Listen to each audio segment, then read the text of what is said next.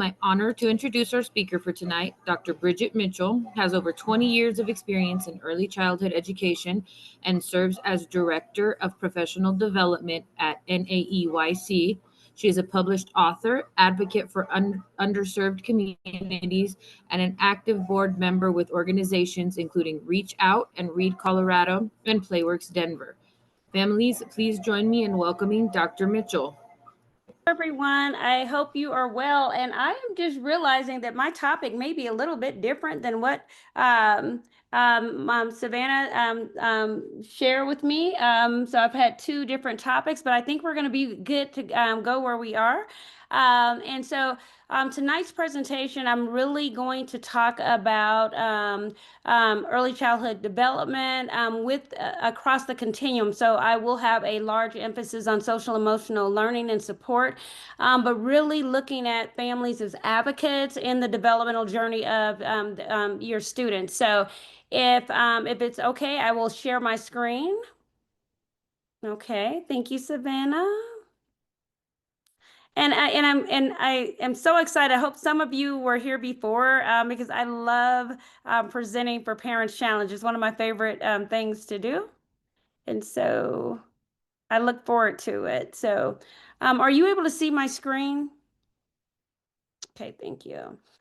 Again, I'm Dr. Mitchell, and some of you may have been in previous presentations that I've had. My background is early childhood education.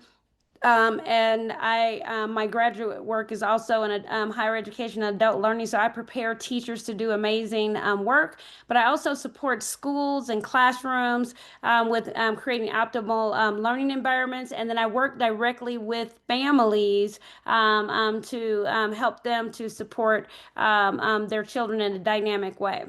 So what are we going to learn this evening? And so tonight we're going to make the connection between parenting and child development, define the developmental continuum, and learn how to support your child's development. And this is really important. When I was speaking to Aisha and Savannah, when I was a young parent, even though I had a master's degree in human development and family life, I was not a master of all things with my child. And I did not always know the just right opportunities to really support optimal development. Many of my friends and colleagues would say, "Oh my gosh, you're the mom of young children. You must know it all." And it was that was not the case. It was the opposite. I didn't know quite a bit. So hopefully this evening in this conversation, I will introduce you to some new ideas, and we will have some opportunities to have some conversations as well. So why is parenting critical to child development? When we look, as we look at child development, I'm sorry, I'm trying to move my little pictures on my screen. As we think about the foundation, we know that brain development. So the first 5 years represent the most rapid period of brain development in the whole human lifespan. And so, for those of you who are parents, think of when you first bought your cutie pie home. I mean, your little bundle of joy. You would hold your baby, gaze in their eyes, and they would probably be responsive and do some cooing, but at that time would not be able to communicate with you. But as the days, and I want to say days because sometimes when we think about 5-year-olds, we put a lot of expectations on 5-year-olds, and I want to say they're only 60 months old. Isn't that like deep to think about? They've only been on the planet, in the world, communicating, interacting with us for 60 months. Now, I wanted you to think about everything you've done in your life. 60 months is a very small time. Yet in development, quite a bit happens. Children walk. From you holding them, they can walk. They can feed themselves. They can hold conversations. They can write. They can communicate. They create friend groups. All in that first 5 years. It's remarkable when you think about how rapidly the developmental continuum is. And then more than 1 million neural connections form every second. I want everybody to just stop and think about that every second, creating the architecture for future learning, behavior, and health. For moms and dads who were like me, who think, oh my goodness, the first 5 years I wasn't as intentional. Um, Brains prune every 7 years. So it's like we are beautiful trees and we prune every 7 years. So children are still able to learn after that 5 year period, but not as rapidly during that 5 year period. When we're thinking about what kinds of supports that are required to for young children, this is, when the time that we really need to think about it. And I know in our conversation, some of you will bring up, what if there's a child with a disability? What are, some of those other outliers that you see? And we'll talk a little bit about those. But children's brains develop in the same way, predictably. And then there are many milestones, and again, in movement, thinking, and social skills, but it's so cool. And so I am a Gigi, so I have grandchildren, and I am amazed. So our 2-year-old granddaughter recently wanted something to drink, and generally, she's the baby of the group. Oh, the baby wants a drink, and we hand her a drink, and it was so amazing. I selected something for her, and she looked at me like, "No, girl, no." The facial expression, the interaction, and it shows you the power of their interactions and their exposure to who we are, and how they act. But this development really impacts future career success and emotional well-being throughout life. In my last conversation, I talked a little bit about executive functioning. And so I'm going to go over that again because I think that is so critical when we're talking about development. And I am just want to celebrate, do the dance with you all. Families are the first and most powerful teachers. You teach your children everything, all the values. You are integral in that. And so when you send your children to school or camp or any of those places, those interactions are so short that they do not really comprise the majority of the learning that's happening for children every day. Children are learning regardless of the environment. Rousseau says tabula rasa, the blank slate. So children's brains are the blank slate. There's an article that even if they're in a empty room, children are learning something. Is that like powerful? Can you guys give me any like reactions on your computer? Like if you're under, isn't some of this is so magnificent to me that learning does not stop.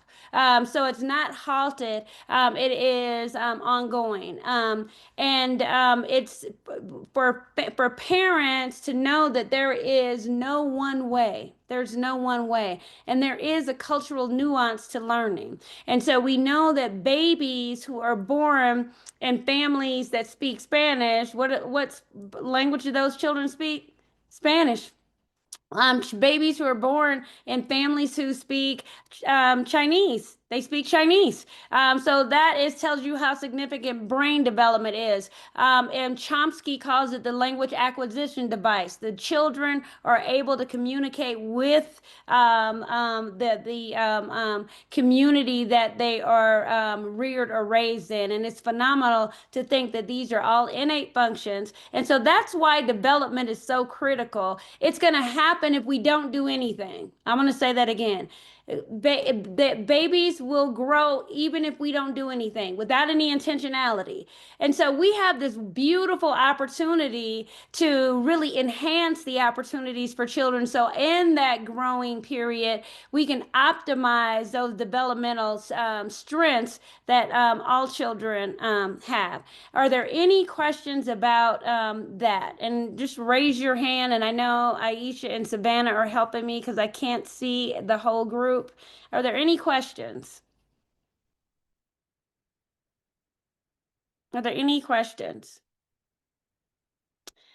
Okay, so with none, I'm gonna move on. And so It's really important to know that children are, and I apologize, I have to set this up before we start hanging out and having conversation, so that I can contextualize, the significance of this work.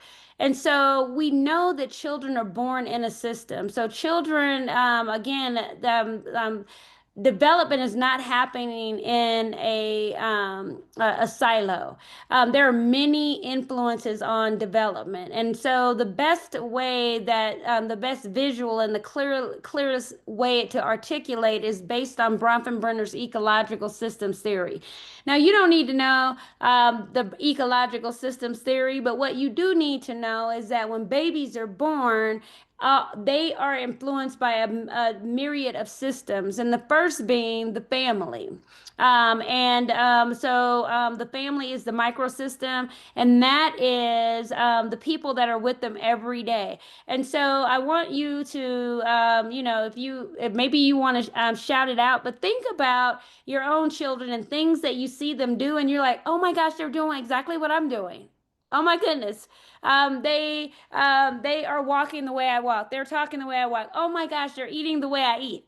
Um, and because it's the family influence is so significant because that is the primary environment. Children are immersed in the thinking, the values, the culture every day. And then the next system is the mesosystem, and that is the systems that impact the family, and that's the church, the school. Those influence the family because your children are exposed to those. They're the hospital. All of those are systems that impact the child.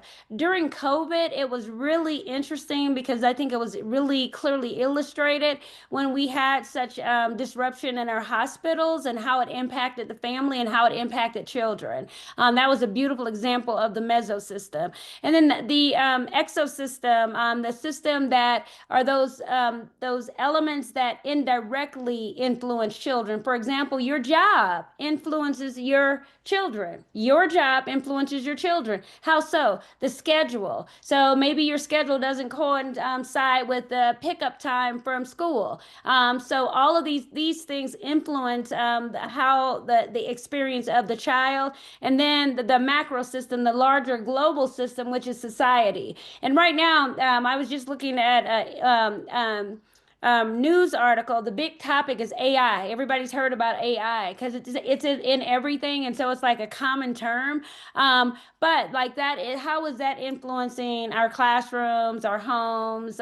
So if you are talking to Alexa and Siri, and are talking to your car or whatever those things you're talking to, children are exposed to all of those elements, and that was the effect of the macro system. And then there's one other layer that's not here, and we call it the chrono system, and it's those things that are affected based on time. And so for example, the loss of a grandparent, moving from home, divorces, those big events, time-stamped events that happen in a child's life have an impact, and not always negative. And so I want to say that because many folks, and I'm going to say include myself, I've been divorced. And so, but some folks say, oh my goodness, I have small children, I've been divorced and all is lost. Not really.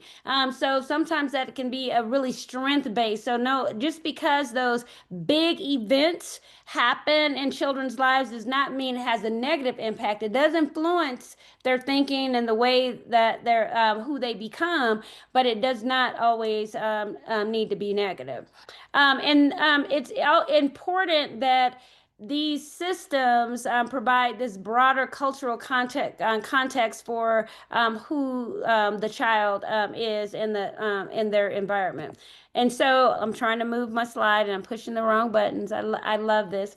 And so the other two categories that is really important to know are like what you're born with, nature. So we know that when you're born, you're going to resemble someone. This is the best way that I can describe. A friend of mine has this cute little adorable chubby face, freckled faced little girl with red hair. It looks like her twin. Oh my goodness, they're alike. So she's born with it. She got the beautiful red hair. She's got the freckles. And so children come to the world in this way. They look like grandma or an uncle or whatever. So that's the nature. That's the stuff that's a part of you that you cannot change. This is another place to have a conversation. Like if there could be a disability or that is prevalent, but what you're born with is the stuff that's nature. These are the things that can't change. They're really hard to change. You can modify, you can support, but they're really hard to change. For example, I was born with dark hair. I could bleach my hair blonde, so that's changeable. But at the core of my hair, it will be still be black. Does anybody have any questions? Is this making any sense? I can't see your faces, and I want to see. I wish I could see you. I wish we were in the same room together. But those are that's the nature component of environment. And then nurture is what you're born into, and this is why the ecological model is so important. And I'm going to say this, you do not need to be a millionaire. You do not need to be in the biggest house. You don't need to drive a specific car, live in a specific neighborhood to give children a dynamic experience and when they're little and when for their whole growth, actually. We know that nurture is the human relationship. So relationships always trump all the stuff. And I know Savannah and I were talking about all the Christmas trees are out and all those things, and everybody's thinking, did I get Legos or I get a Barbie doll? Whatever those things are, know that those things don't matter. They don't matter when you're talking about supporting the development of your child. So the things that do matter are conversations, hugs, close relationships, the way that you parent, being fully present. Those things matter because that's the nurture component. And know that humans are changed by humans. Isn't that powerful? The only thing that can change a human is a human. I get goosebumps by that. Even with children with challenging behaviors, sometimes I'm working with families and they're like, what do I do? I bought this things for them to hold, and so now their behavior is going to be better. Well, it could for a moment until the novelty wears off. The things that really are going to shape behavior is to redefine the expectations in the environment with really loving, caring support by the adult. And so the way that folks respond to problems, to challenges, think about your family, the way you solve problems out loud in front of your children, just by what are we going to have for dinner? How many people have that question? And somebody give me an emoji or something. I need to know you're awake. Does everybody at the end of the day say, what are we eating for dinner? And so in some households, it's like, what are we eating for dinner? I don't even know. Did anybody take anything out? We're not eating anything. We're drinking water for dinner. And then some folks are like, oh my gosh, this is a wonderful opportunity for our family to collaborate together and think through what we have. See, we have macaroni. What could we put in macaroni? Could we cut a little sausages up for our macaroni? And so children see how you're navigating with everyday experiences. And guess what? Some of the behaviors that we see in classrooms, I can tell how problems are being solved at home. It's no secret. The children who throw things against the wall, I'm like, they saw that maybe once, but they've grabbed it. So the children who stop and pause, they saw that. And they are replicating that. So know that your home environment is the most precious, amazing, wonderful space for your babies. Cherish it and preserve it. And so, and always really think at the top of mind, is this a positive experience? And I'm not saying that everyone should be la la la, kumbaya, and everything's happy. That's not reality. But is it an experience where children are seeing other humans, not even mom and dad and grandma and grandpa and aunts and uncle, other humans navigate the world in a regulated, organized way? And then again, to punctuate that, you are your child's first teacher. So I the one of my favorite stories, and I have a lot of stories. Oh my goodness! But one of my favorite stories, there was this 4 year old little boy would come to school, and he could cuss. Oh my goodness. So he could really cuss. I'm just gonna say he was really. It was so. He cussed so well. I was impressed. I mean, it was all in context. He used the words appropriately. But what did that tell me? At home, someone is masterfully integrating these vocabulary words into their repertoire as they're navigating challenges. And sometimes that just the all cussing is not negative. It was in celebration. And this little guy had mastered it all. And I say that to say, not to condemn anyone who's cussing, but to know that children are absorbing and responding and making references to those experiences at home when they apply them in the classroom, when they apply them in the school, when they go on the playground. They're using your strategies to navigate the world. Are there any questions before I move on with the ecological system? Any questions? You all are so quiet. Okay, so now I talked a little bit about this, and I was speaking with Aisha and Savannah, executive function. So why is it important for us to think about development? And so most reports from school are behavioral for students. So when you go to your parent teacher conference, unfortunately, we have not evolved to where we share all the wonderful things that happened in the day. We are geared to talk about the things that weren't so wonderful. So most parents hear that, today Bridget threw a toy at Savannah. She did. She threw the toy, and we asked her to pick it up, and then she dumped all the toys on the floor. And I'm going to tell you about this. And tomorrow, when you pick me up from school, they're going to have another story about what I did. And so the reason that development and executive function are so tied together is because children require practice to be able to master specific skills. And this is not a full lecture. My last time I really deeply talked about these, but inhibitory self control. And this is a child's ability to self regulate. And everyone, even you don't have to have a degree in early education or human development, everyone knows the term self regulation is a common colloquial way that we describe behavior in the classroom now. That's a good thing. But what most folks aren't helping parents with is how do we solve that? How do we improve that? How do we strengthen our children's ability to be self regulated?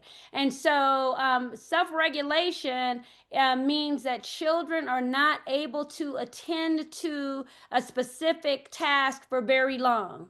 Okay, I need some emojis. Anybody heard this? Is this new stuff? And anybody got a little cutie pie that they're getting this report that they just can't sit at circle? Wherever the places they're trying to have them sit or do whatever, they don't have enough attention. And so, but these, what did you? Somebody got off mute. What did you say? I didn't say anything. I was waiting for you to finish. I was gonna say that I have a three kids, and the older two have been diagnosed with ADHD, and the middle one definitely we were getting daily reports that he could not sit still. Mhm. And if for those, and this is another, so I'll get to come back, so I'll remember these things. But another great conversation is, so the children diagnosed with ADHD, when you dissect what the skills are that they need, they are teachable. So we can reteach children those skills that will help them be more regulated. And so for this inhibitory control, that means at home, and I got a full lecture, so I gotta stop. But I know this is interesting. At home, when you are, and I'm gonna use what my life used to be. I run home from work and I say, "Hurry up and put your stuff down and do it." And we're in this hurry, hurry, hurry, hurry, hurry, hurry. We don't have enough time because I gotta cook and it's gonna be bedtime soon. For us to pause, because those children really need those breaks and those natural pauses. So regardless of how that you didn't take defrost the chicken for dinner, take the moment and say, well, so now I need to get ready for dinner. I know, and I coach families on how to say these things, but now I'm going to get ready for dinner.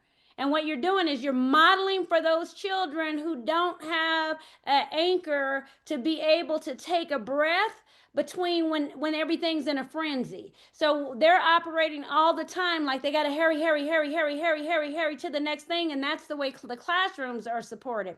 So a great thing for you to do is to think about your learner and say, while I'm defrosting chicken, or can you, and I always try to do something really cool, can you sort the Legos? I know I do this for my grandchildren. I have one that is ADHD. And it sounds so basic, but if they can focus and say, Gigi, I got all the red Legos in one pile, that took at least 90 seconds. That's 90 seconds of attention. Is everybody with me?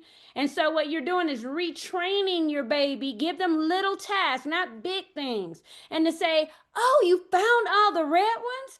Now can you pick all the blue ones out? Do you see what I'm doing? And so at first they're not going to be able to do two colors.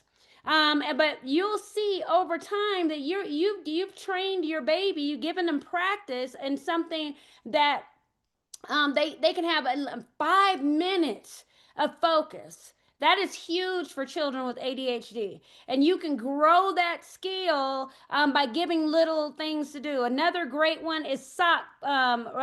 When you wash all your socks, wash them in a big pile. A child with ADHD, pour them on the floor, and let's find the socks, the matching socks, and let's roll them in the ball. Put your timer on it. That's going to be like 3 to 4 minutes but you're training that baby, giving that child time to be able to resync and focus. And so that every time you can get that 5 minutes, that means they'll be able to apply that 5 minutes in the learning environment or the classroom. And there's so many fun things that you could do, but those are simple. And then working memory, the ability for children to be able to recall information that they've done. And so this really requires for families to be actively engaged, to give prompts. But teachers do give prompts. And so, but for them to remember what they did before. And so for your children, thinking about development, and again, the only reason I'm talking about executive functioning, because this is the thing that will graduate your kids from high school. This here, if you can get these 3 ideas, they're going to graduate. Buy the cap and gowns, buy the big cake, because it's that big. But working memory means that they can recall what happened before. So when you're at home every day, give your children something to remember. Do you remember when we saw the yellow bus on our way home from school? See how simple it is? We passed it yesterday. I didn't see it today, did you? What did you see today? You're working that, getting their brain strong enough that they can recall information and they can pull it out of their back pocket at any time. And once you've practiced this skill, they're going to be doing that. They're going to say, Mommy, do you remember when you dropped all the spaghetti on the floor? They're going to start, and that's working memory. When you hear that, that is a high sign of intelligence, that they can pull back what they've done before. And then cognitive flexibility, and this is what's going to graduate your kids. Are they able to do multiple tasks? And can they focus on a task and think about another task? Focus on a task and think about another task. So my little guy that is sorting the red Legos, can he also tell me if he wants ketchup or mustard on his hamburger? You guys see? It sounds so simple because we do it every day, but children who are mastering executive functioning skills, you want to give them as much practice. If you're intentional about these three areas, you're going to see remarkable behavior differences. If you have a child that's challenging behavior, you will see marked different. And that because once they are able to regulate themselves, even, and we're going to talk about emotional development, even when things don't go their way, they're still highly functioning in the learning environment. They're still active participants in learning. Does that make sense? Anybody got high fives, anything? And so I think like one time, and so Savannah and Aisha write this down, but I think one time I need to come and just do executive functioning. Is that important? And it's so simple to work with little ones because you don't have to say, today we're going to practice our inhibitory self-control.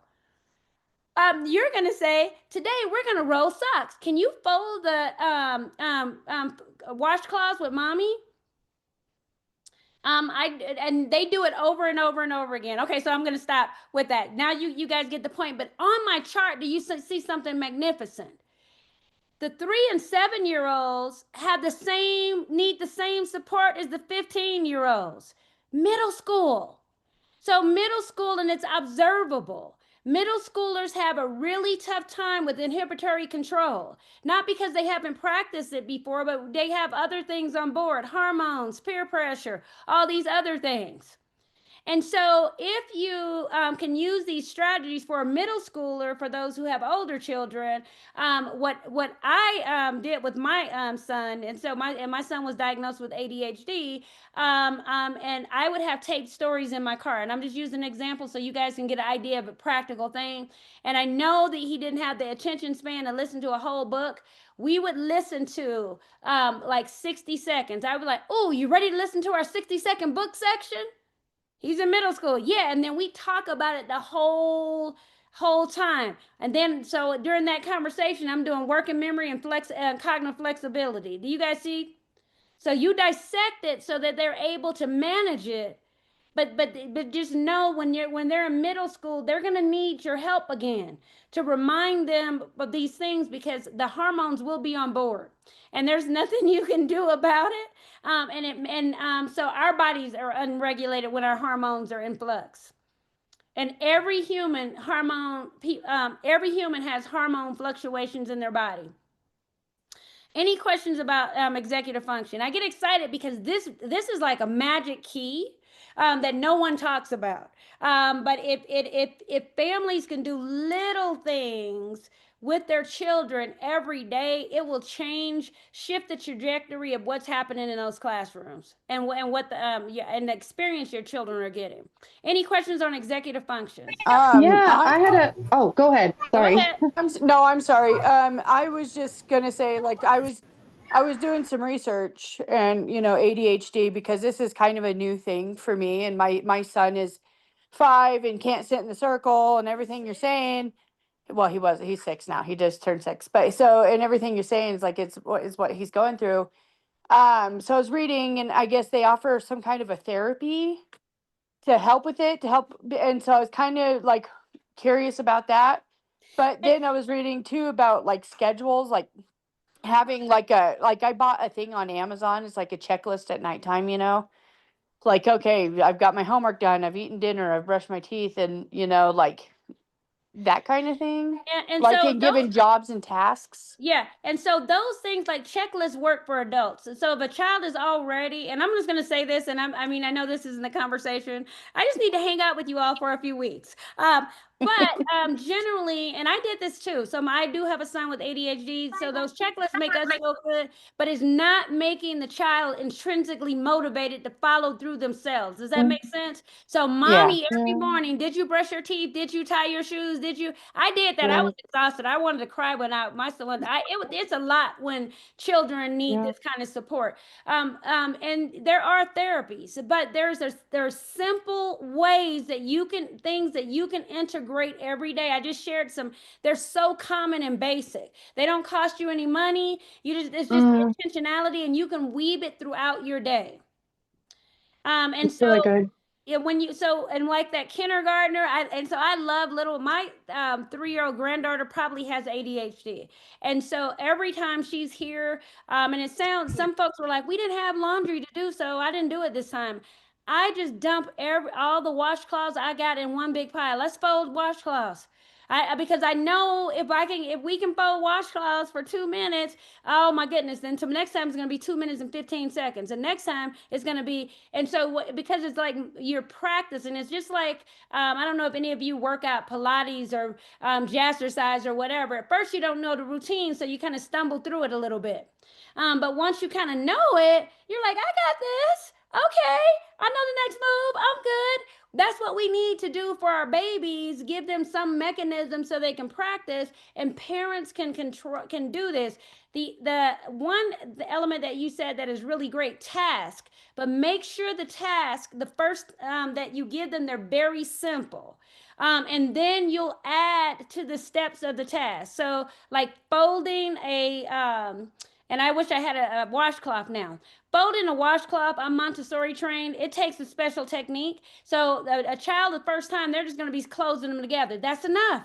They win every time that washcloth closes. They win, and then after they've done it a while, then you can get more precise. Does that make sense? Because you just need them to first of all to have the attention to it, and then they're using working memory, replicating, and then they can make a decision. Well, I'm going to do 4 of them, and I'm going to fold them like this. Cognitive flexibility and putting it all together. You will see changes in a child who is unable to navigate. I'm going to say this too. I have hundreds of hours of observation, and the one of the horrible things for children with ADHD is circle time. It is the worst. That is, I don't know who made it up. I do know who made it up. I mean, I know this field, but why it was made up, it is a place that sets children up for little success, because those children are unable to sit for that amount of time without actively being engaged. And so when you go to your parent teacher conference, ask where the behavior is happening. And then ask, what are the expectations in the environment? And be honest and say, well, my child can't do that. Like most children of that age probably can't. So what other choices do they have? Really, we're going to talk about advocacy if I don't talk about this too long. But really, go into the conversations with the teachers with this information, and so they know that the way that you're working is aligned with the optimized support. So okay, so I'm going to move on. So what is the developmental continuum? So there are 4 core developmental domains. The first is physical development, and that's the motor skills, sensory processing, body awareness. When they're little, I love physical development. In most schools, we don't see physical development. Why? They got rid of recess. I mean, I'm sorry, like gym, organized play. It was a mistake because they I think I shared with you last time, most schools focus on cognitive development. Can they read, write, and remember? Physical development is really important because for little boys, and I'm going to say there, everybody grows across a continuum. All of us are physical. All of us are going to run and jump. But we know when you little boys are about 3.5, their brain turns on. Oh, you've got these big new muscles. You need to jump. You need to run. You need to hop. I would call my son Mr. Bouncy when it happened, and you cannot stop them. They need to jump, hop, skip. You'll see them. They're so adorable, but it's very necessary for development. And little girls, you'll see them really more fine motor development. So many folks say, the girls, the 4-year-olds are already writing their name. The 4-year-old girls, well, they work on fine motor development first. Both genders will do both, but it's just the timing and the sequence. Then the next is cognitive development. You all know this. This is problem solving, reading, thinking. This is what the report card demonstrates. Unfortunately, I hope you see these 4 squares. Our babies are growing across these 4 domains. So when they go to school and the teacher says they are unable to read a page in the book to say, well, well, tell me, thank you. My baby's still growing in that area. So tell me what are you seeing with physical development? What about social emotional? And I put social emotional for a reason, and you'll see. And then emotional development. Tell me about those other areas because each is equally important in overall development. And then social emotional. The reason I put social development, but we call it social emotional colloquially when you go to conversations, because we know relationships are built on emotion. Does everybody agree with that? Think of all your friends. Like, you love your friends, right? And when your friends make you mad, you don't love them today. And then tomorrow you do, and you love your brothers and sisters, and it's got that emotional component to it. You have empathy. You're compassionate. You're making those connections, and then emotional development as a domain itself is really about how the child is expressing how they feel. Does that make sense? So that's why I put them together, because there's an emotional aspect to building relationship and peer groups. And then this really says it, but social emotional growth is unique, and they are paired together. So it's really important for us to know that when we look at our children, what kind of supports they need. When I was growing up, I have 4 college degrees, and I'm wondering what other degree. I'm a nerd. I'm a nerd, self-professed, and with evidence. I love reading. I can read anything, remember anything. And so my parents loved my report cards because they had straight A's, but I had no friends. So it was a big deficit there, right? You guys see? So I was really cognitively sound, and the reports were amazing, but I needed support in another domain, that's social emotional, building friendships, articulating my emotions. And so just know that and I hear parents who say, oh, my child can say their ABCs, they can say 1, 2, 3s, and they can do all these things. And so if you say that to me, I'm not impressed. But if you say, do you know that cognitively this is where we are, and emotionally we're working on this, and oh my goodness, physically, let me tell you about that, then you impress me, because then you're looking at the whole child and their capacity. And when you can look at their capacity, then you also know what kinds of supports can enhance where they are. So physical development. So that is really the large muscle movement. That is like the running, jumping, climbing, balancing. There's a little guy on our news. I live in Colorado. I can't remember his name. He's 9 years old. So the dads on here will be so impressed. 9 years old. He has won all of the wrestling matches. He's on a baseball team, basketball team. He knows how to ride a motorbike. This is a little boy. His little physical development is just off the charts. He is just, oh my goodness. And they highlighted him on the news. But just know that children can. Some children are naturally able to balance and understand their spatial awareness, and some are not. Like I still can't ride a bike, so you know what kind of child I was. And then for fine motor, and that is the hand and finger movement, the grasping, the drawing, the manipulatives.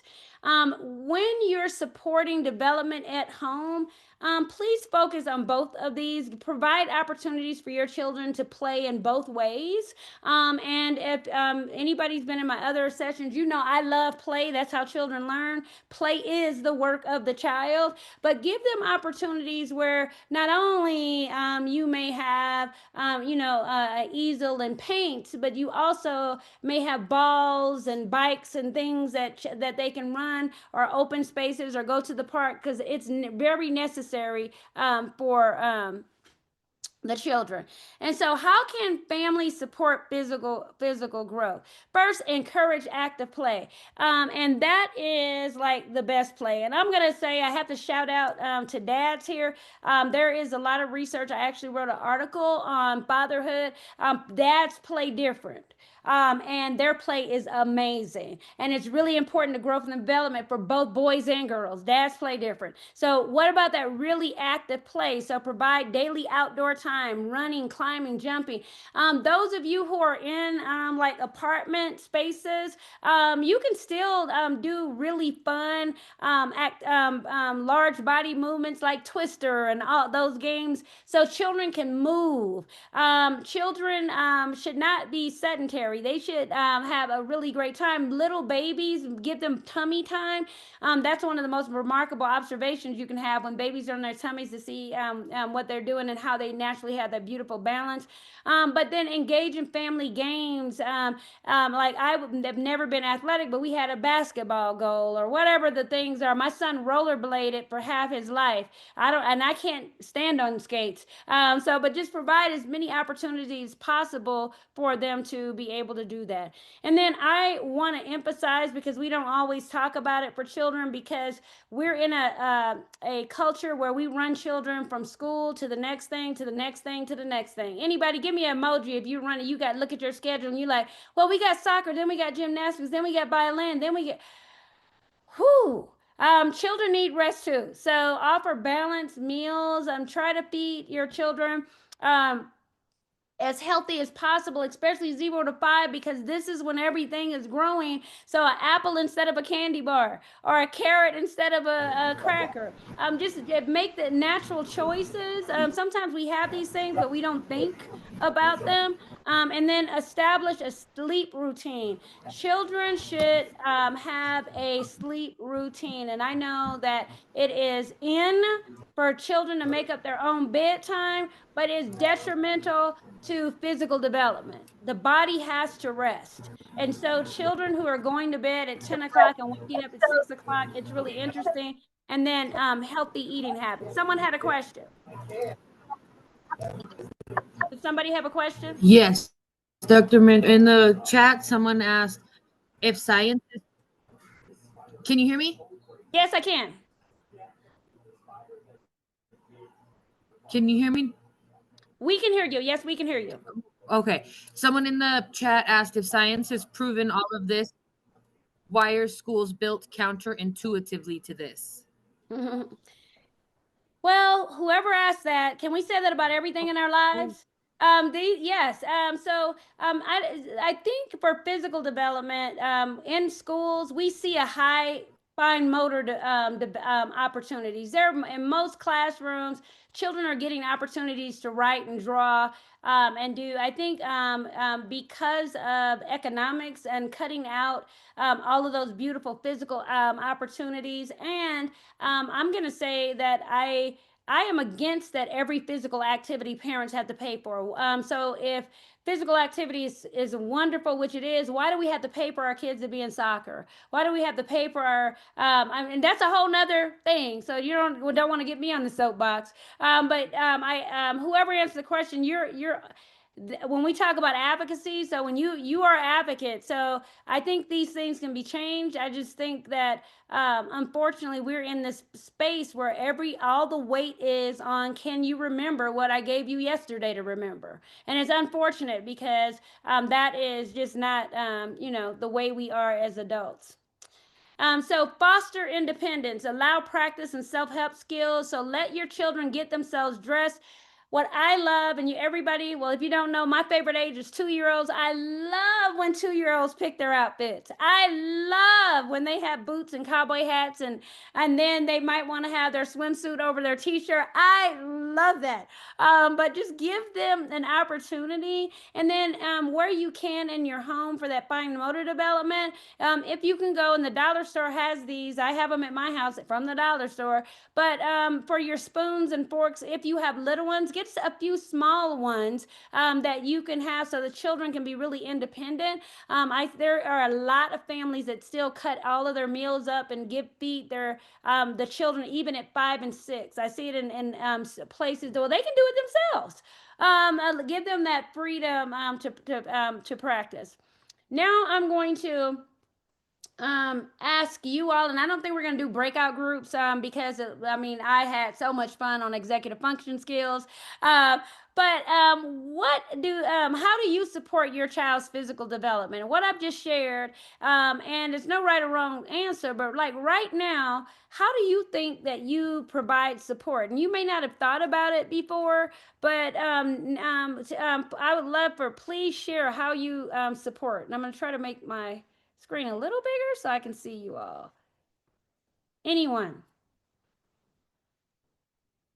I always go, like, we have a little bike area down by my house that, I'll take the bikes and go over there and let them ride the bikes around the park. And, they've got like a little pathway that they could go on, or, and I take them to the park quite a bit. Awesome. Anybody else? Yeah.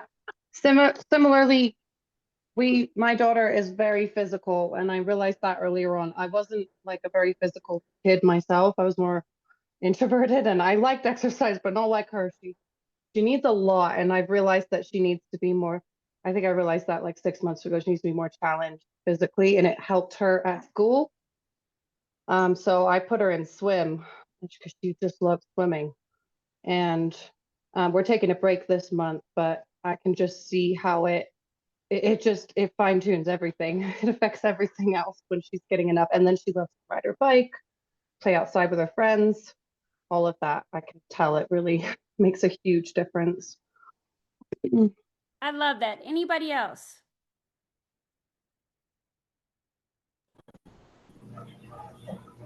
We got some messages in the chat.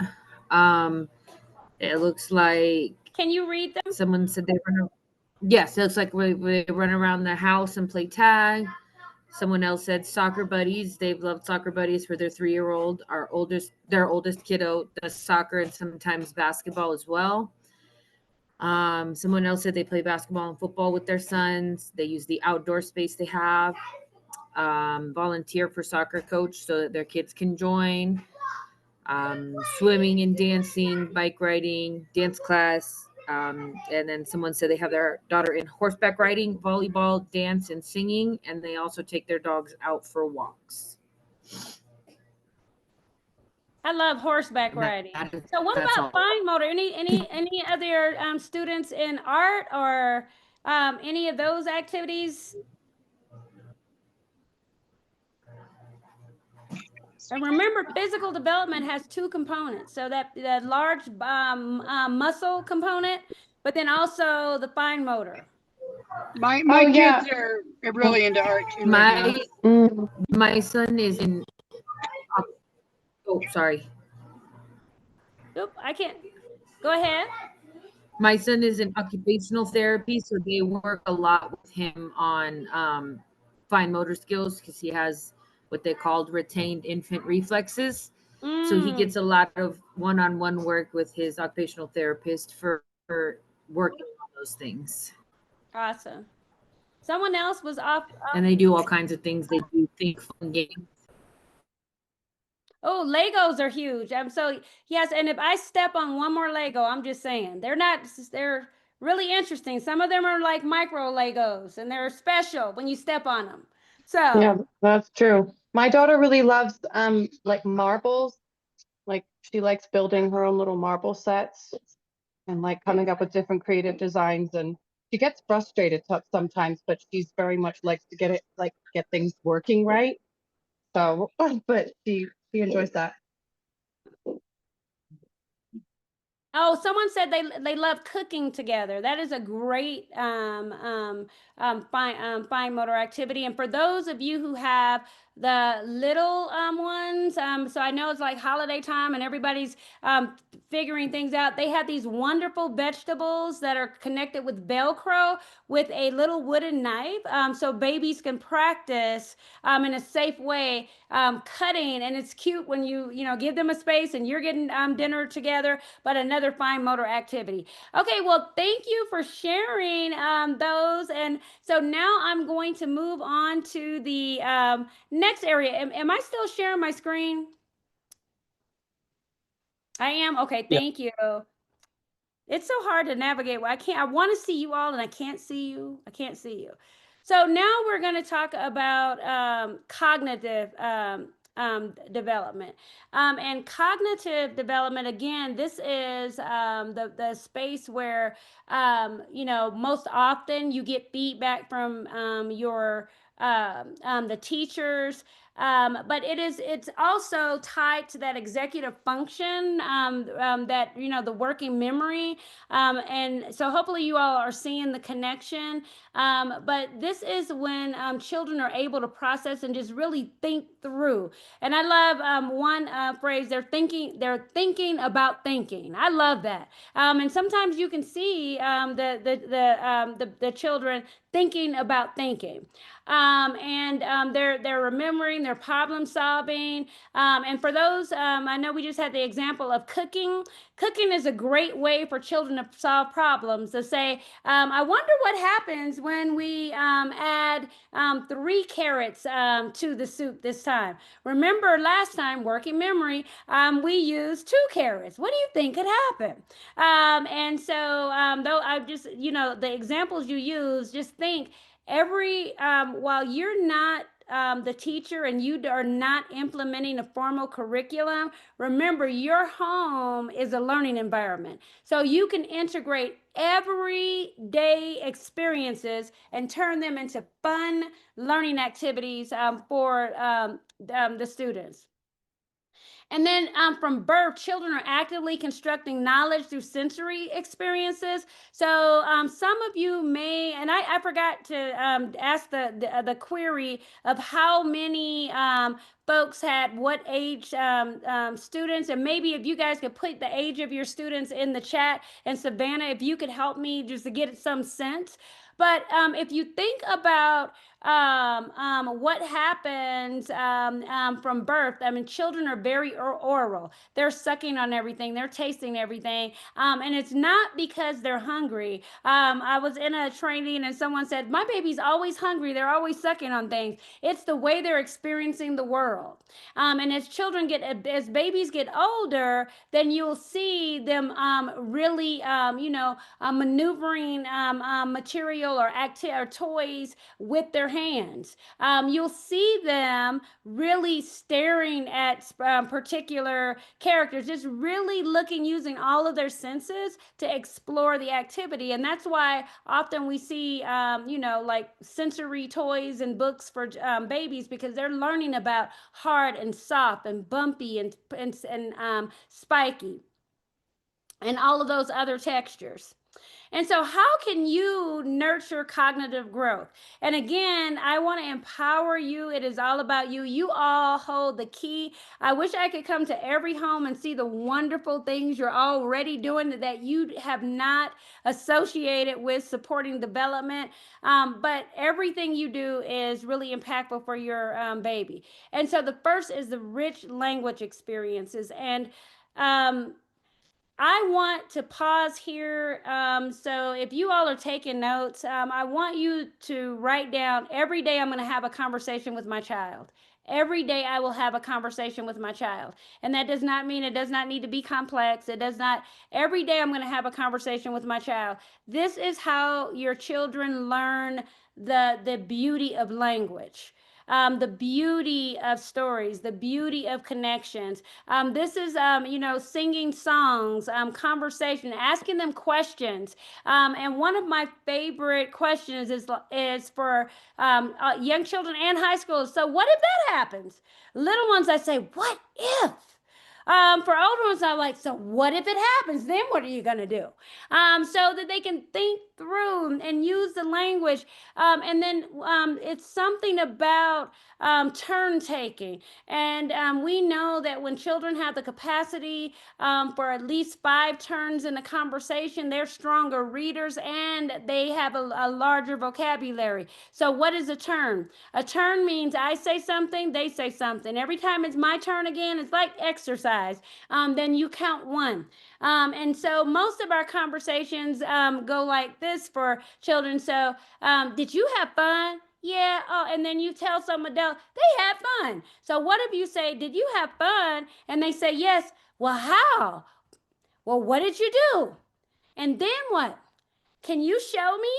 Do you see these beautiful extenders so the conversation continues? And we know, again, research does support, and I love that question that somebody put in there, that 5 turns really enhance the child's ability to read, write, and to be in conversation. And it's a big deal because we know that um, for elementary school, reading is an indicator of future academic success. Remember, it's in the cognitive domain. Singing songs. And so I was just at a conference, and Dr. Collins, and she's from Canada, has done some research on songs and language. It is so good. And this will also be, she actually talked to us specifically about children with ADHD. But if songs are our voices, let me say this correctly, but our voices are songs. As we speak, we are singing. Now, everybody's going to say, I can't sing. I'm not singing. This can't be true. But as we speak, we are singing. And so the research says that because the rhythm of our voices is what children are really accustomed to, that songs they can learn because they have had this song since birth in utero. So the mother's voice was the first song that the baby has heard. So her argument is every day expose your children to singing. Every day expose your children to singing. Now, I sing everything at my house, and all the adults roll their eyes when I'm with the babies. But Dr. Collins validated for me that it was powerful. The interesting thing, when you make up songs, children can remember them when they're in context. And a few weeks ago, my grandson, maybe several months ago, my grandson is a picky eater. And he said, Gigi, what are we going to eat? And so I go into, I'm thinking of what we're going to eat. And so I sing this song, mashed potatoes, no, chicken, mashed potatoes, and corn on the cob. Ooh, I did that. This baby, who is a picky eater, sang the song to everybody. So his preschool teachers know the song, his Mimi knows the song, his mom and dad know the song. But guess what? He's also it helped supported him to try something new. And so that is a made up song that no one else, but now you all know the song. And so I would love to see emojis. You're probably not excited that you know the song, but you know the song. But just know the power of I'm sorry, I'm trying to get you guys back on. For some reason, you all went away. But the power of reiterating concepts for children. So I'm going to try to get myself back.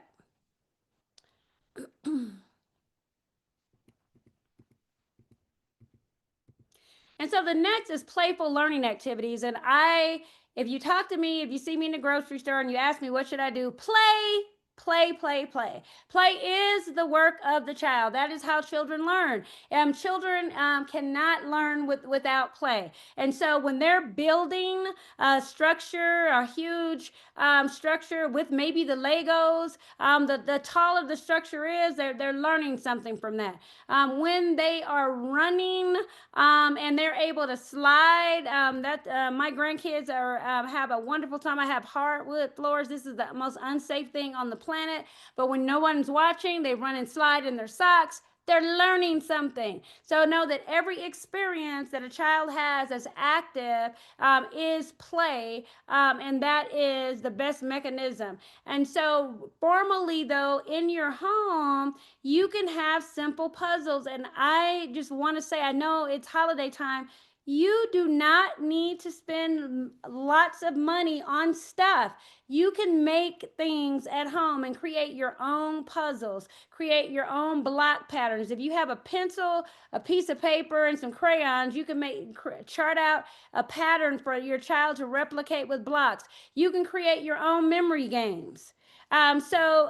These things are possible with very few resources. And I say that so that everyone won't leave and say, Dr. Mitchell said I need to buy all this new stuff so that I could be a great parent.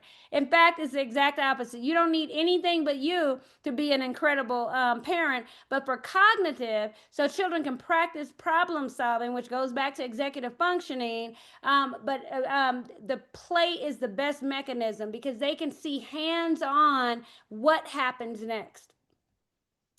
And then exploration and discovery. And going to the hands-on learning, you all talked about the cooking, but another fun activity is just going on a walk. It is so simple.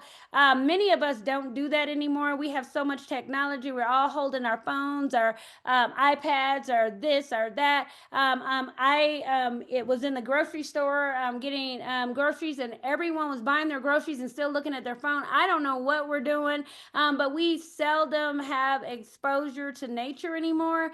But it's so powerful when children are out in the world and able to ask questions about beautiful things that happen in nature. And so at our house a few weeks ago, we bought, we had bubble guns that made a lot of bubbles all over. And so, and we found a grasshopper. That was cool to see. Can a grasshopper pop a bubble? Now, only children ask that question. That question's so good to me because only children ask that question. But think of the conversation that was around that question. And think of the conversations that you'll be able to facilitate with your babies when you are on walks. And this is, I know my conversation, I love early childhood, but I want to say that these strategies are applicable for every age. The art of conversation is gone. The art of thinking out loud is gone. We don't read books anymore. And so families are, you can recapture that. So the question about why doesn't it happen at school? So even if it doesn't happen at school, you can make it happen at your home. Then also go on exploration with your children. Have experiments. Just say, let's see what's going to happen. What do we do first? How do you think this is going to work? And you can ask this of children who are 3 years old or children who are 18 years old, the same kind of questions, and they will provide those solutions if given the opportunity. So now, think and share. It's the time to think and share again. And I want you to think about, how do you currently support your child's cognitive development? What are you doing currently to support your child's cognitive development? And I'm going to stop sharing so I can see. And I guess I'm sharing. I'm still sharing, but I'm just going to move my so who would like to share? What are you doing for cognitive development? And if you, I can't see the chat. All I ever hear is I don't know. From children. Who said that? Who said that? Are you brave enough to get up? Let's talk about that. And I'm still, I guess, learning myself. Okay, like I've got a lot of development. I just touching on the phone thing. My kids, I have an 11-year-old daughter and I have a 6-year-old boy. My son is not an iPad kid whatsoever. He's constantly playing. He sometimes it's like, oh my gosh, he's just, he's super hyper and, a lot of energy. And some of my nephews are very like iPad kids. They don't have his energy. And so sometimes I think, I don't know that people know how to handle that sometimes. But my daughter is on the phone a lot.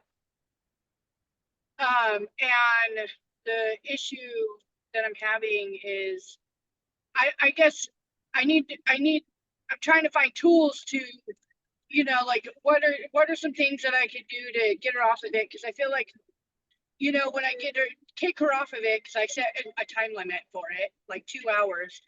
And she can't regulate her emotions. She gets upset. She has a fit, and then she'll, calm down, and she'll play. She'll do kid things. She'll paint a picture, or and so I guess I have a hard time just getting creative. Like, what are things that you could do? And I'm like, well, when you get bored, that's a good thing. You want to get bored because that's when you use your imagination. That's when you find things to do. And I think what you're saying is, and so I'm gonna give everybody permission to be a parent in the room, everyone to be a permission to be a parent. And so our unfortunately our world is bound by devices. We can't help that. They come out every day. It's a new one. It's a new technology. But we all can be actively engaged with our children. And I hear what you're saying, because sometimes it's hard, right? Because it feels really transactional. If you don't do this, then you need to do this. And I argue that you can set up the context to say, and for example, I'm going to use myself as an example. For our dinner, we've always, since my son is now in his 30s, we always had dinner as a family. No computer, no anything. That was the rule in my house. That's the way we roll. And so what happens, we have wonderful conversations, because at dinner, who are you talking to? That's a question rhetorically. Go back to the I think my point by sharing that, what we do for dinner, and it was non-negotiable for us. Parents have permission to carve out time for children. Children are only children once. They are not adults. And I could do a whole presentation on they are not adults. So scientifically, they are not adults. They cannot think through complex challenges and situations, and they shouldn't be in a situation where they are given adult responsibility, because they're always going to make the wrong decision. So hopefully that's a gift to you. They're always going to make the wrong decision because they're just not ready to do that yet. So any other questions about cognitive before we move on to our next? Any other questions in general? I'm having too much fun. So you guys, please, emojis, whatever you want, and I will love to engage. So now, I had a quick question, if that's okay. Yes, please. So I was just curious. My daughter is 6.5, and her school is amazing. She's got quite a small class. It's only 6 kids in it. And her teacher is really lovely as well. And one of the things that she mentioned is she was trying to figure out where this one issue was kind of falling in terms of the cognitive, because it wasn't showing up like she'd seen before. And she's a really sweet teacher. She wants to figure it out with me. She's not judging, like I can tell. She's just lovely about it. But basically, what she's saying is that when she's giving and my daughter is an only child. I'm a single mom. So I tried really hard to make sure the social and everything is there. She's a very social little person. So, but basically what she was saying is when she's giving the tasks to each of the children, that basically she'll get kind of almost anxious. It's like I don't know if she can't kind of think through the task, or it's like she starts it, but then gets kind of like, oh no, I need you to be right here with me to go through it. And it's interesting. She doesn't do that at home. She's quite independent, and I'll check in with her, and I'll because I'm doing other things, and then I'll be intentional when I'm sitting down with her. So I don't know. I'm still trying to figure out where it falls, I guess. And so I just thought I'd ask, since you have a lot of experience. It's not a specific cognitive thing, but what I would ask, if someone if I were consulting someone, I would ask a couple of questions. What's happened in the learning environment? Mm, What is the cycle of completion of activities? For example, if we are doing art, and how does art end? Does art end like everybody come over here because now we're going to go outside, or is there a clean transition to the next activity? What is the setup before the instructions for the next activity? How many instructions are there? Do children have what they need to get started? Sometimes there's so many instructions and teachers are mm, unaware that the children are unable to sort which one is first. So those are things mm, look at, because especially if you say you practice at home, and for example you can say, can you get the bowl while I wash off the broccoli? If she can do those simple tasks that are really clear, then maybe it's just like, wait a minute, where do I start? It was so many things and I was still working on this and I didn't have mm. mental opportunity to attend to something else. So I would Okay. for that I Yeah. would love. I mean, like I would observe. But it sounds like when you hear that, really, especially the children who are rule followers. Anybody got those babies? Those rule followers, they do get some anxiety when the instructions aren't clear because they Mm. want to follow the instructions, and when there's too many at one time, it's hard for them to dissect like what comes first. Yeah, yeah, thank you. That's helpful. That it may not be the case, but that's what I No, was that hearing. kind of makes sense. I mean, what the teachers alluded to is that she's asking questions that she's already done before, meaning she's done it successfully before, and then she's asking how to do it again. And I'm like, okay, is that like a perfectionist thing? I'm like, because I don't see that at home. But that what you said was super helpful. I appreciate that a lot. Thank you. No problem. And just know that all of our babies are so different. And so and the one thing that you all could do, I said, well, if I were to really look at that, I would observe. Go and observe the classroom one day. I mean, just go see what really happens. My son was in the third grade, and he had a report card that he just couldn't finish task. And I go in there, and it was so overwhelming that I couldn't finish a task. And I was an adult, and I knew what I was looking for. And I, provided feedback to the teacher and gave recommendations on what to do. And it changed it. I mean, and so just know that if you have time also to go in that learning environment and see what is Mm, happening, because sometimes you'll be able to see it right away and you'll feel it. yeah. So, so now we're going to go to social emotional development, connecting with others. And when I was a little girl, this was the thing that everybody really had to work with me on.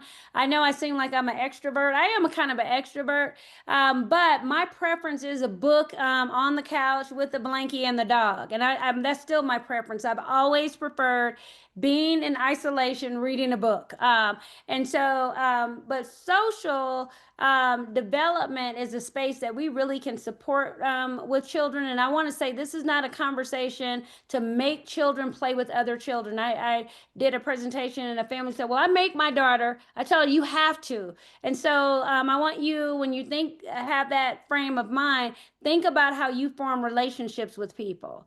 And so, and we're all human. So relationships are a human response to connection. It's not like age specific. So no one can make me connect with you. Like I have to be compelled to do so, if that makes sense. So when you have those, when you make up those rules, and I hear some folks, I put my child in.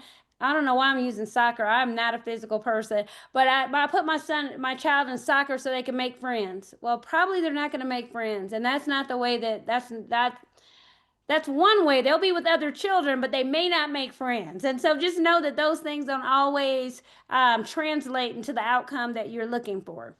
And I said that to parents because sometimes it's really stressful. We try to fix all of the components with our logical ways of thinking, but think that children must maintain these relationships. So even if you make me play with another child, and when you're with me, I'm playing with that child, that relationship has to be sustained, and it only is going to come on those one-on-one opportunities. And if it's not organic, it probably is not going to happen. And so, social emotional development is the foundation for how children understand themselves, relate to others, and navigate the social world. And what I love about social development, the things that I try to teach is caring and compassion, empathy. And so you can turn your news on any day, you can go anywhere, and we see other folks that need support because it's human. We all need some kind of support. And what my hope for is always that children will grow into adults that care about other people. And with that goal, I think that gives you like this guide to what kinds of things to do. And so really talking about feelings a lot, how people are feeling. And so I have a story. I have like a million stories. My son was probably 4 years old. He had a little friend, Ann. Ann's grandmother passed away, and Ann was having a really tough time. I mean, the parents called each parent and told everyone what was happening. Ann wasn't sleeping. Nothing would work, and we all were empathetic and trying to work with the family, and but my son he just did it himself. He held Ann's hand at 4 years old, and I always get emotional about this, and said, "Your grandma's in heaven." Ann felt better, so Ann's dad called and said, "I want to know, how did your son know to say that?" I said, "Say what?"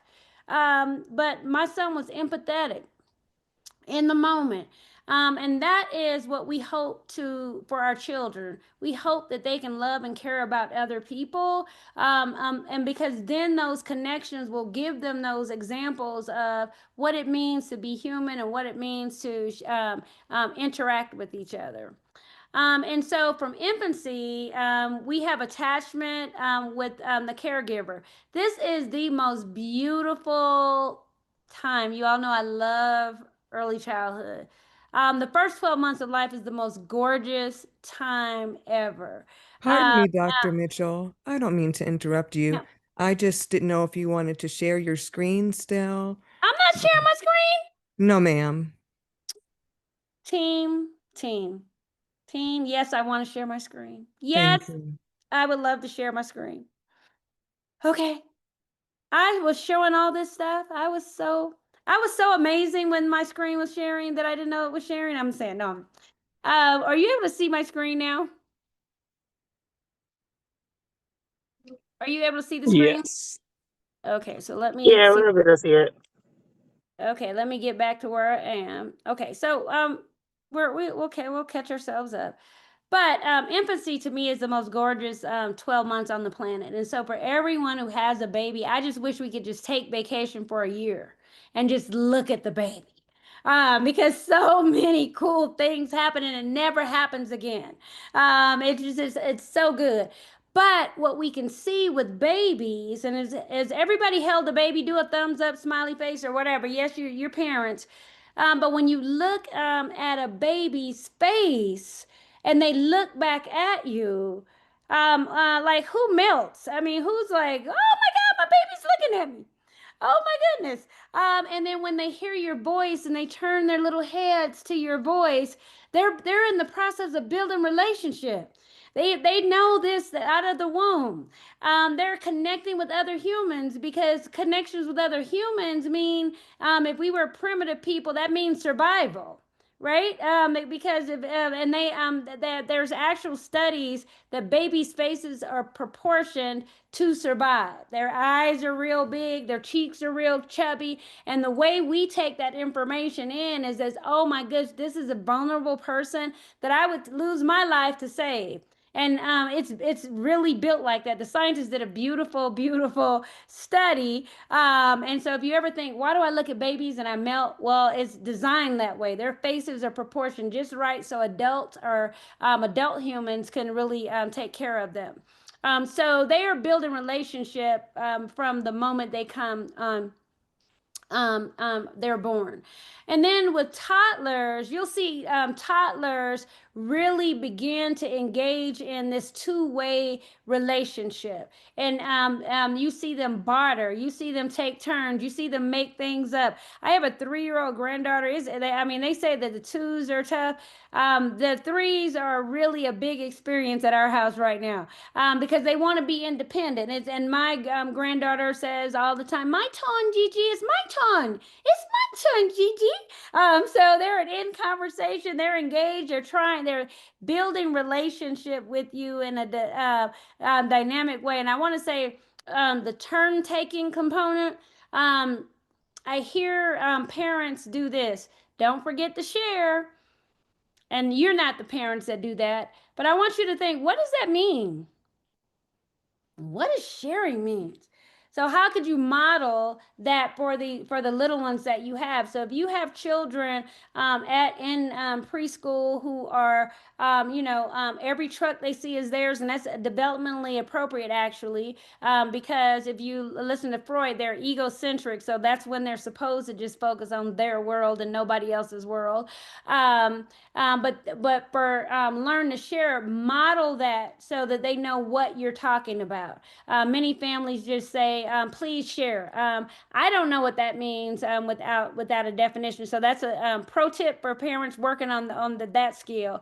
But then at 3 to 5, you'll see them that they can take a whole room. So if you ever on a playground and you're watching your child play, at first they may choose one thing independently, but then you'll see they've got this whole crowd of kids running and jumping and flipping, because they are solving problems. They're actively engaged. They're connecting with other people. They realize that to solve big problems, it takes all of our thinking, and so they invite this interaction from other folks. So how can families support social emotional skills? The first is that serve and return, and we talked a little bit about that, but be able to engage in this two-way interaction. All too often, adults end the interaction. So adults say, if a baby smiles at you, what do? Do you say, "Oh, that was cute"? Or do you just go into it and you hold the baby and you hold their hand and you make that smile connect to something that's beautiful and positive? So just be really intentional about how you extend the interaction with the child.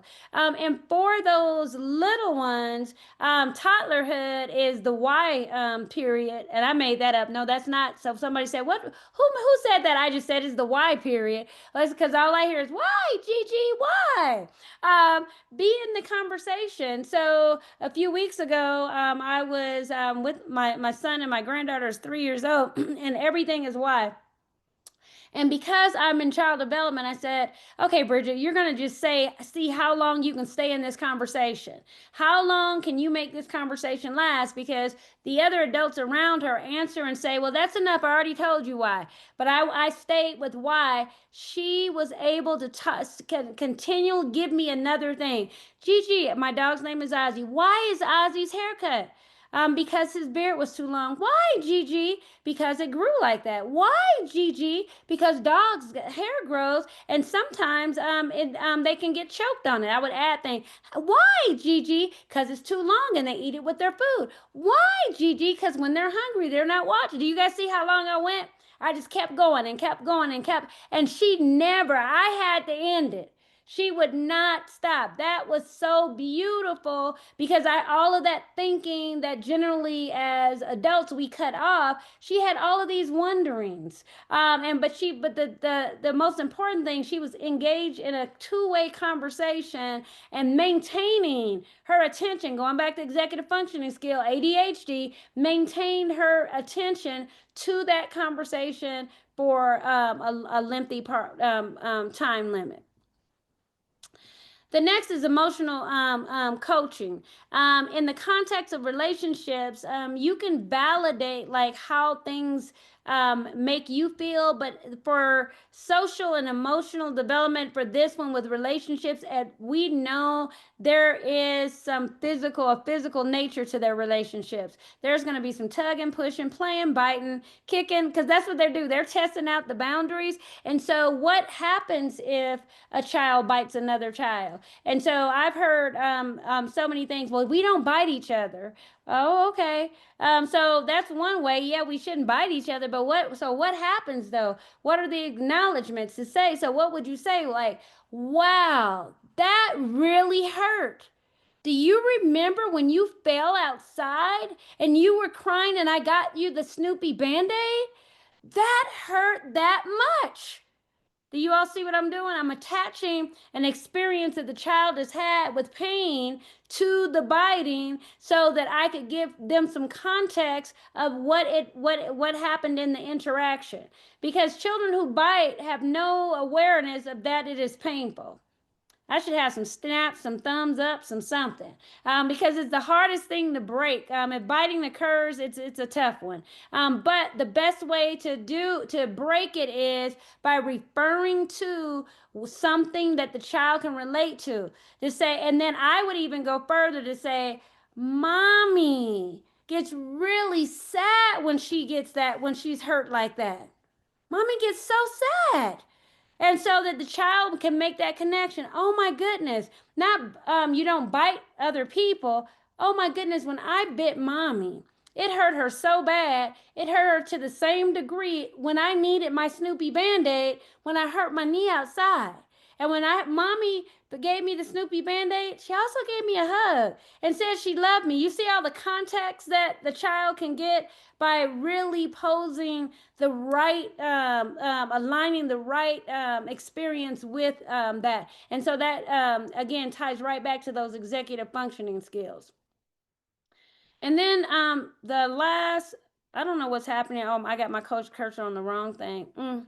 It's just so fun just pushing these buttons. I'm having a wonderful time. So social opportunities facilitate peer interactions through play days. But remember, we're not making kids play with other children. Has everybody got that rule? Wrote that down? We're not making children play with other children. That does not happen naturally in the world. Unless, I mean, you may be the person, but if you made me play with another person right now and all of you seem really lovely, I would ask some questions. Something seems interesting. Well, why do I need to play with Miss Erica? I see her name. Well, why is Miss Beth the one I'm going to play with? Well, how did you pick that person?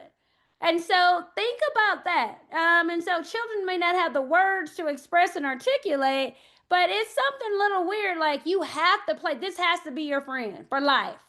So think about that. Instead, create situations where children are able to play together. So if you have 2 or 3 children, and something like I have 3 grandchildren, so I get to have 3 in my home, and it's crazy. What I do is set up activities. I have independent things for those when they need to step away and play by themselves. But then I have the things that it takes 2 or 3 people to play with, so that they are naturally going to cooperate and naturally collaborate in the activity. And guess what? In those group activities, I play too. I play too because I'm modeling. So when they go to school and teacher says, well, everything's lovely, but they don't have any friends. When I play, I show them what it means to take care of another person in a relationship. Does that make sense? Because I'm going to model sharing. I'm done with this. Because I'm an adult and I know all the rules. I'm just going to say it out loud. I'm done with this, baby. Do you want it? They're learning that. I would like to play with the cars and the Legos. But he has it. How could I do it? Asking them questions. What could I ask him? And watch them. They're so smart. If remember your environment, you're the main classroom. You're the main class. There's no better classroom than your house. So if you've been doing these things naturally, they're going to know what to do. And then they may ask, I don't know what to do, Gigi. What can I do? Maybe you can ask him. Do you know the words? I ask that because some children don't have the words yet. Do you know the words? Because when I don't know the words, I'm going to kick and I'm going to bite and I'm going to hit and I'm going to pull, I'm going to take, right? Because I don't have words. Well, I can help you with words. Can I help you with the words? Would you like to try these words? Are you guys following me? This is the way the conversations go in my house when I have 3 grandchildren in the house. It's exhausting. So I'm going to say this: supporting development is not chill. Yep, so it's not chill, but parenting isn't chill, is it? Mm-mm. And so you do have to have some intentionality when you're in the space with children because you know the very important lessons that you're teaching them. So now I would love to ask you, how do you support your child's social, emotional development? And I'm saying emotional because we did pair them together. Our next section is emotional development, but please share. Now I'm going to try to be careful and not stop sharing my screen so I can see your faces. It probably won't work, but that's what I'm doing when you're looking at me like, what is she staring at? I'm trying to do what I'm trying to do. Okay, so anybody has any questions or comments? How are you supporting that social emotional development? How are So you? when you, Go ahead. Who was that? Go ahead. I don't know if somebody else was going, but when you said, how do you make kids play with other kids? I realized my 16-year-old, for a while, we tried to find him people who he can hang out with, and he would not want to do it. Like, it didn't click. And we tried different kinds of groups in church, different activities, soccer and other stuff, but he was, just not interested until he found the friends that he really wanted to be intentional with. And then he's like, yeah, let's go do this stuff with this group of people. Yes, and isn't that the same for us? Like I have my friend group, and generally your friend group is based on a criterion. Do you have something in common? For me, are you kind? Are you everybody has their little rubric, and so your children have their rubrics too. And so just know that. Thank you, Eduardo, from elevating that. But I think sometimes as parents, we forget that they're also navigating a human experience. They're not just kids. They're humans doing human stuff. Anybody else?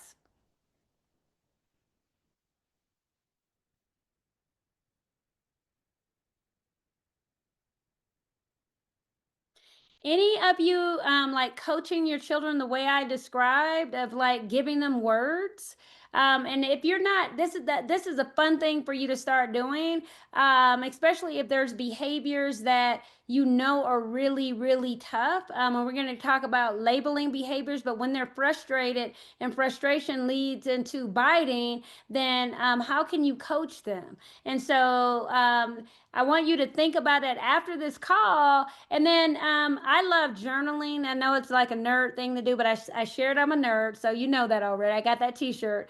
But jot down some ways that you might coach them, like what little reference points that they have that may have been really tough for them, but they got through it, that you could use as a lever to help them see how they might treat another person. Does that make sense? Because I think when you can relate to it, you're like, oh, I remember how that felt. And do you remember when you couldn't find your toy? Like I had one little friend who would collect and curate all of the toys that people brought from home. He didn't take them home. He put them in his cubby. Once he lost something, and we helped him through it. And then so when we discovered that he was our little curator in our classroom, we asked him that. Do you remember when you lost your toy? How did you feel? And it changed everything. He was handing everyone their toy, saying, here's your toy, I'm sorry. Here's your toy. We didn't tell him to do that. Here's your toy, I'm sorry. He remembered how he felt. And then he said, well, hold up, I need to do something else because that doesn't feel that great. And it was so adorable. And in those moments, you try not to smile because a beautiful lesson is happening. But it was so cute. He did it himself. Yeah. Yeah, I've definitely seen those moments. I think it's really rewarding because you're just seeing them think. And remember. I love that. Remember executive functioning? Now you guys know why that was so important. Working memory, to be able to pull from old experiences to create new opportunities. That is a big deal. So, okay, so now we're going to move to um, emotional development, understanding and managing feelings. And this is, I know we've been talking about biting and all of that, but this is the toughest part for kids. And if, as adults, what I want for you to do is, I know they say, like, if you're on a plane and something happens, take your oxygen mask, put it on first. Because some of these emotional laden experiences with young children, they're a lot. They require us to expend a lot of energy. I'm going to honor that. So I'm not, even though I have it nicely organized on this screen, I know big emotions are not easy. And so I'm going to share my granddaughter, Luna. I should give you her name because I've used her as a reference.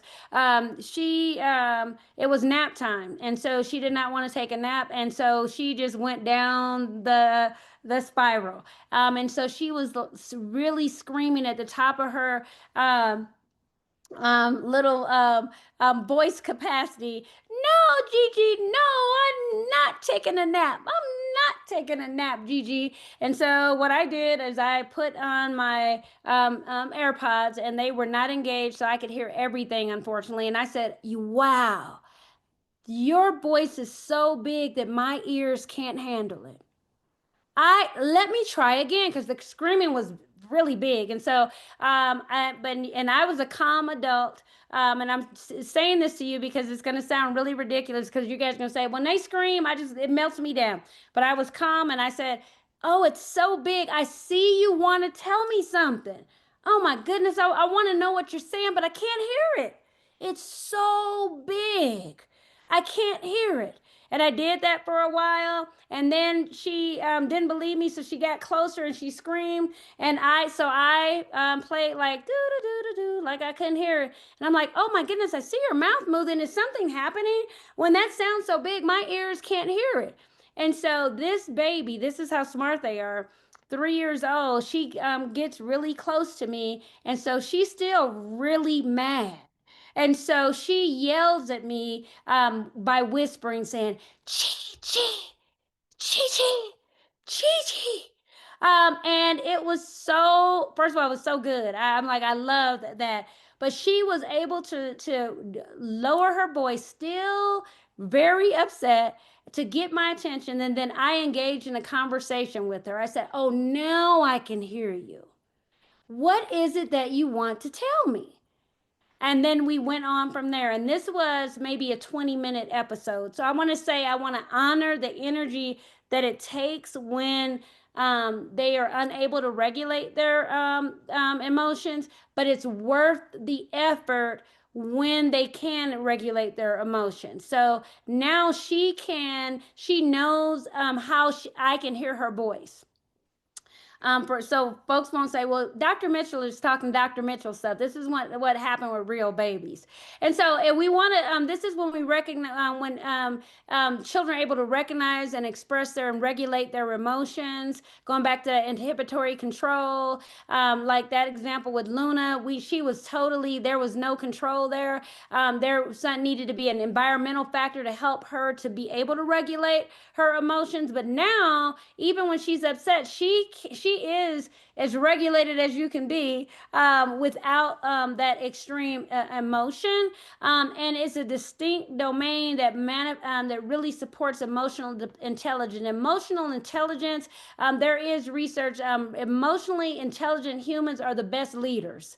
And it also promotes resilience. So when you can bounce back from the experiences, those emotional bumps in the road, then you extend your capacity to deal with day-to-day challenges. You also have a mental well-being. So children Just like that episode with nap time, if every time nap time was a total spin out of control, then that would be a lot of energy. But what if nap time was more managed, and the child was able to feel comfortable, even though she'll never like nap time, but she's able to manage it and understand that that's a predictable part of the day. So it really provides protective factors. And when children can learn to do this in preschool, guess what? They are able to do, and I'm going to say high school. So children who cannot regulate their emotions in early education, early years, have a difficult time with just figuring it out in high school. And so what we see is it manifests in other behaviors like dropout, poor grades, substance abuse, teen pregnancy. I say all this to say this emotional development stuff is really important. And right now, while they are in elementary school, you have the canvas to be able to start recharting that for those really tough times when they do need support. And it's important for families because the reason I shared the story with Luna, because it's not easy for me either. I have a response because I'm a human, and the screaming is a lot for 20 or 30 minutes. It is. But because I know what the end game is, that I have to support this baby through this 30 minutes so that she will be stronger and be ready the next time she comes up against this challenge, I'm able to do it. And so that's the frame of reference for working with children with their getting emotional support. And we know children with strong emotional skills have academic success. They have healthy relationships. They're able to forgive other people, and they don't get stressed out. And then they are able to express their feelings. And so my grandson, once I said, "Oh, you were frustrated," he said, "No, I wasn't frustrated, Gigi. I was disappointed." Oh, that was so good to me, because that means when you are a 18-year-old, you're going to be able to make that distinction and manage it accordingly. So we want children to be able to have those coping strategies just as we need. When I get really sad or disappointed or frustrated, it takes me a moment to regroup and get myself back to my normal, my everyday self when things are really great. So how can you foster emotional intelligence? First, validate the feelings. And this is when you acknowledge it. I acknowledged it with Luna. I know this is, and avoid things like, "You're fine. Don't cry. Go over that. You'll be okay. It's going to be all right. Suck it up, buttercup." I've heard all these things. Every time I hear them, I cringe, because when we don't validate feelings at preschool, this is when they talk to us. Everybody know who has older kids. This is when they talk to us. The older they get, the less that they don't talk to us if we haven't set the conditions for conversations that are really serious about emotion.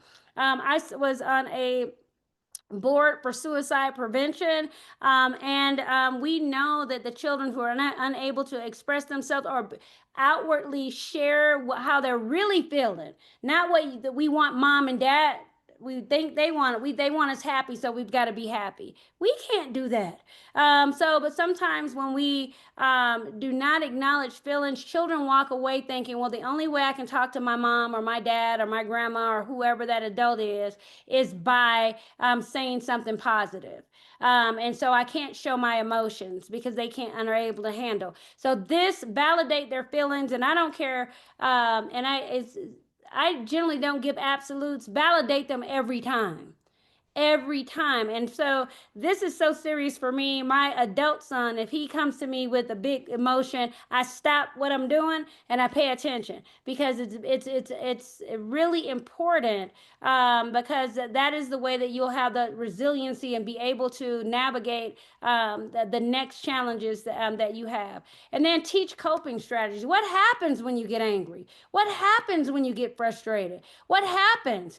And so I do deep breathing with my grandchildren. I'm of course, my son would love this because I haven't talked about him, because now I have grandkids to talk about. But I do deep breathing. This is really important. This is a strategy that I use for myself. Sometimes adults, take me there, and I feel like I can't breathe, and so I have to stop, go someplace, and get myself back together before I can re-engage in a conversation or re-engage in the relationship. So give them ways to do it. And so, my grandson, I may have shared this with you last time, but my grandson got really upset and ran and hid under my dining room table, and we're trying to get him out, and it was just crazy. It was the fun experience, but we finally realized that he was really angry. And so I said, you know what I do when I get angry? I have to have dinosaur breaths. And he looked at me because he loves dinosaurs, but he's 4. So 4-year-olds, of course, dinosaurs. Keep talking, girl, because you talking what I know. And I said, do you want to know what they look like? And I said, I do. And so now my grandson is able to walk away from the group. If we're all in our home, he'll go in the living room and do a dinosaur breath. It is powerful. It's a strategy so they can regroup and then come back to the group, find their own mechanism. And so you can be a partner with your children. And remember, these strategies, I know I'm going flipping and flopping back and forth across the developmental continuum, but high school is when we want them to have these strategies, because that's when relationships get tougher. That's when the world seems tougher, when all the answers aren't there, where children have higher levels of stress. But again, when you work on these things now, they're able to navigate. And then create emotional safety. And we do that by having predictable routines. And so for me, I was a single mom at one point, routine was really important. I did the same thing every day. I never changed it. And I say that in many conversations with parents, and they're like, well, our life doesn't work like that, because sometimes we have this and sometimes we have that. I'm not saying that your schedule is going to be this exact same thing every day, but let your routine be the same every day. So today you may have you may have gymnastics, and then you may need to go to the grocery store, but we know when we go home that we have dinner together in the evening between this one span every day. It's not optional. It happens every day at our house. We have breakfast at the same time every day at our house. So mommy can say that she's got an early meeting, but in the morning before I leave, I'm going to have breakfast.